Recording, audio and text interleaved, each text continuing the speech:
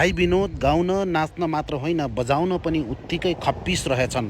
ल हेर्नुहोस् त, मादलको तालमा दोहोरी घम्सा घम्सी कसिएका छन् अग्रज गायिका जमुना सनमसँग।